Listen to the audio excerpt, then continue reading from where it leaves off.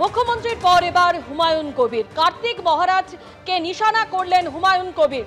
দেবরাত তৃণমূল বিধায়ক তিনি যেমনটা বলেছেন তার বিরুদ্ধে হিংসায় উস্কানি দেবার অভিযোগ এনেছেন। কার্তিক মহারাজের বিরুদ্ধে এই অভিযোগ করেছেন দেবরাত তৃণমূল বিধায়ক হুমায়ুন কবির।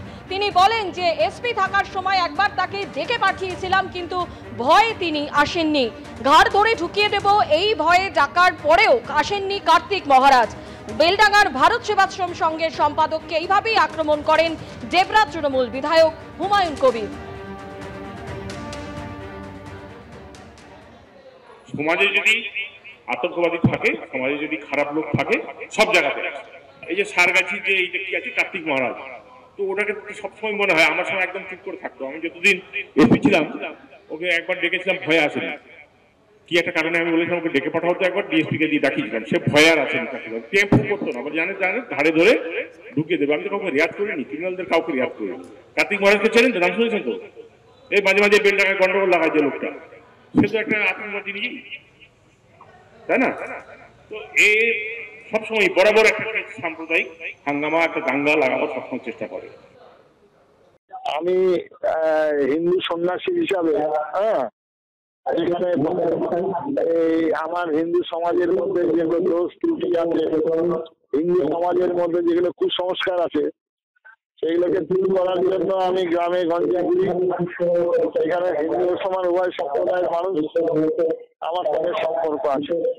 এই স্কুলগুলো প্রতিষ্ঠা হয়েছে, এর পিছনে অবদান আছে বি কোম্পানি। বি কোম্পানিগুলো হচ্ছে আমাদের মুসলিম সম্প্রদায়। উনি যেটা বলছেন, উনি একজন শিক্ষিত মানুষ,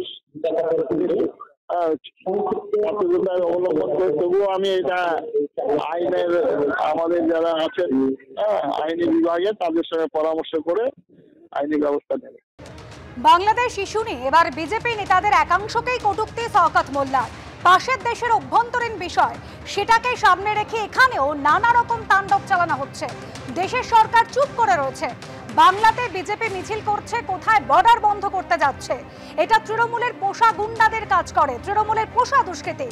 টাকা তুলে দেয়, ক্ষমতা ভোগ করে, পাল্টা আক্রমণ শানিয়েছেন দিলীপ ঘোষ।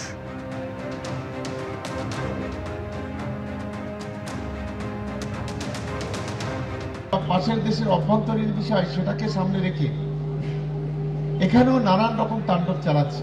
সেখানে দেশের সরকার চুপ করে আছে, আর এখানে কয়েকটা পাঁটা আছে বিজেপির এই বাংলাতে। তারা কোথায় মিছিল করছে, কোথায় বর্ডার বন্ধ করতে যাচ্ছে।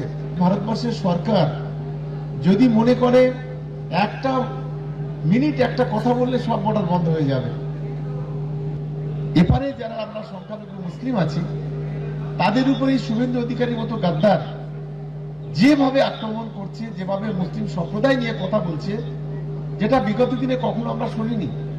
আজকের এই বিশ্বাসঘাতক মির্জাফর আজকে বিভিন্ন ভাবে বাংলার মানুষের মধ্যে দাঙ্গা বাঁধানোর জন্য চেষ্টা করছে। শওকত মোল্লাকে নিয়ে কিছু বলার মতো কিছু নাই। এই সমস্ত দুর্বৃত্তরা, সমাজ বিরোধীরা, টেররিস্টরা টিএমসি পার্টিকে ভোট এনে দেয়, টাকা এনে দেয়, তাই দাপিয়ে বেড়াচ্ছে।